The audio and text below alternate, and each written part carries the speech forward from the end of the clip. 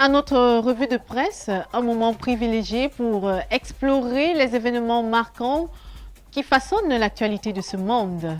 Vous êtes sur Cam News 24 et Hit FM Radio émettant depuis Garoua. Et Ghislain Cougan va nous plonger dans les titres essentiels de l'actualité de ce jour.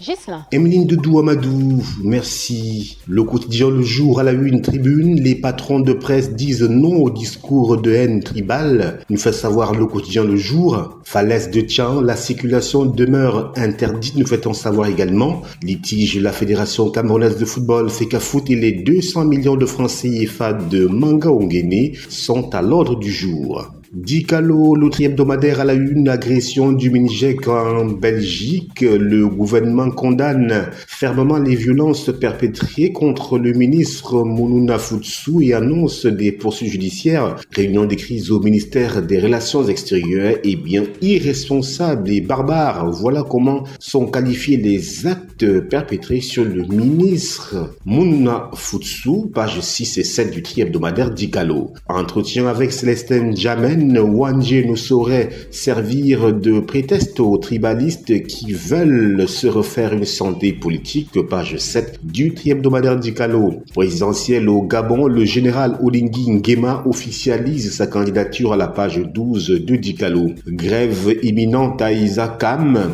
des arriérés de salaire des employés pollue les villes. Page 4 du tri-hebdomadaire Dicalo pour s'en apercevoir. L'œil du Sahel, Ngaoundéré, 3e, le maire échappe à un assassinat. Comment cela se fait? Eh bien, direction l'œil du Sahel. Yaoundé, récupération de la ferraille, une affaire de nordistes.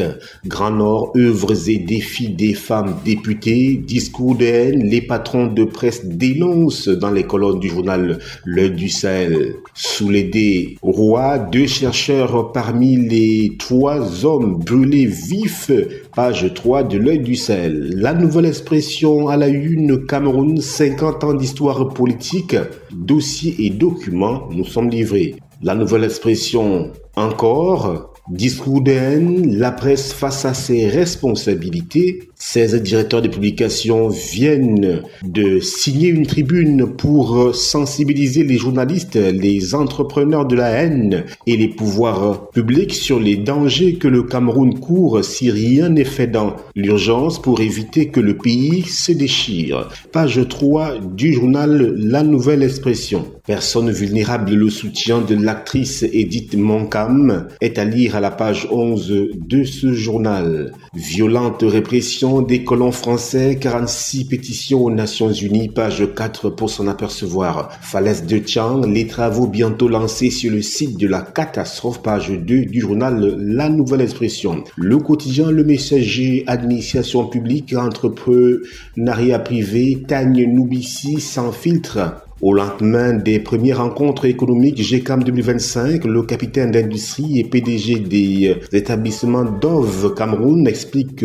comment les tracasseries douanières et la pression fiscale trop agressive l'empêchent d'atteindre le cap de la création de 5000 emplois, c'est-à-dire aux pages 5, 6, 7 et 8 du journal Le Messager. Conférence des recteurs à la page 9, le satisfecit des femmes d'Ongo est à lire. Abandonné à son sort, Manga Ongene entre la vie et la mort, page 12 de cette édition. Discours haineux, le plaidoyer des patrons de presse est à lire à la page 11 de ce journal. Mutation, bureau de gestion du fret terrestre, l'opacité qui dérange.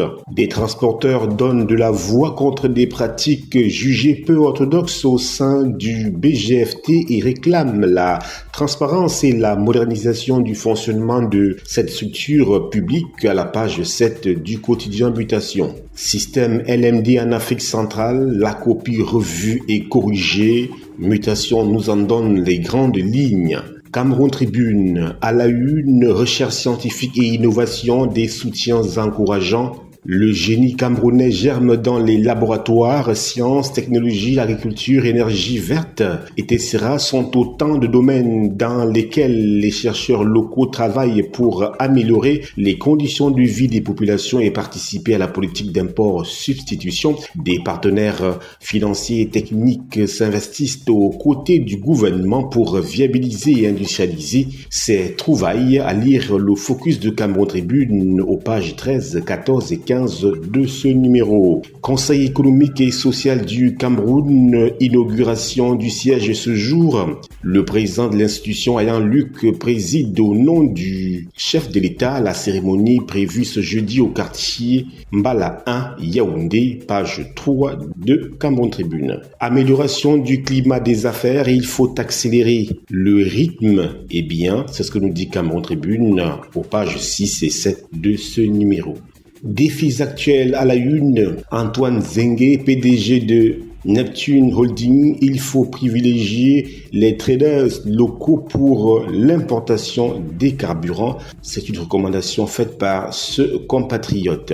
Tribune, discours haineux, la presse doit se ressaisir, l'État doit prendre ses responsabilités. Les patrons de presse s'insurgent contre la prolifération des discours haineux dans certains médias et interpellent les pouvoirs publics à la page 2 du journal Défis actuels. Econews à la une, production énergétique au Cameroun, Globelec annonce maintenir ses centrales en activité, appelle à la stabilité financière. BTP camerounais au féminin, une stratégie d'avenir face aux défis économiques, à lire dans les colonnes du journal Econews. Toujours avec Econews, rencontres économiques et Ecobank, partenaire clé pour l'économie camerounaise, nous veut-on savoir. Le quotidien, l'économie, inflation, tension de liquidité, de nouvelles propositions du FMI pour y faire face en zone CEMAC. Le conseil d'administration du Fonds monétaire international FMI a récemment préconisé des mesures à mettre en œuvre par la Banque des États de l'Afrique centrale, page 3 du quotidien de l'économie. Projet routier intégrateur, près de 2000 milliards de francs CFA à investir, page 5 pour s'en apercevoir. Perspective,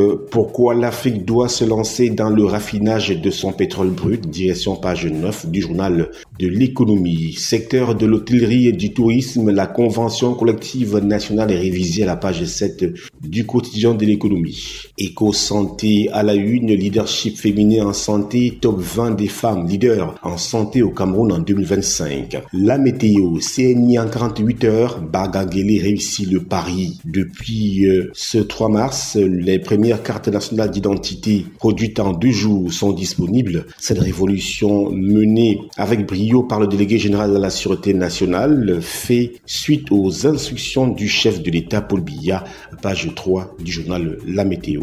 Info matin, lutte contre la vie chère, ces opérateurs économiques honorés par Paul Biya sont à lire à la page 3 de ce journal. L'aigle du Sahel à la une, agression du ministre de la Jeunesse et de l'Éducation civique quand le tribalisme et la haine dictent leurs lois aux autres, nous fait savoir l'aigle du Sahel. Mayo Danaï, les enveloppes empoisonnées du SGPR à la communauté musulmane de Yagoua, eh bien c'est ce que révèle l'aigle du Sahel dans les colonnes de cette édition. Guéré, Sa Majesté Isidore Vingalsou, de plus en plus proche de sa jeunesse, est à lire à la page 10 pour comprendre justement le déploiement de cette élite, membre de l'association de la communauté du Grand Nord, la CGN, pilotée par le superviseur général Dr Mohamedou Bayrou Fadil. Emeline Doudou Amadou, c'est tout pour l'essentiel de la presse écrite de ce jour. À vous l'antenne. Merci à toi, Ghislain Cougan, pour la synthèse précise et concise des enjeux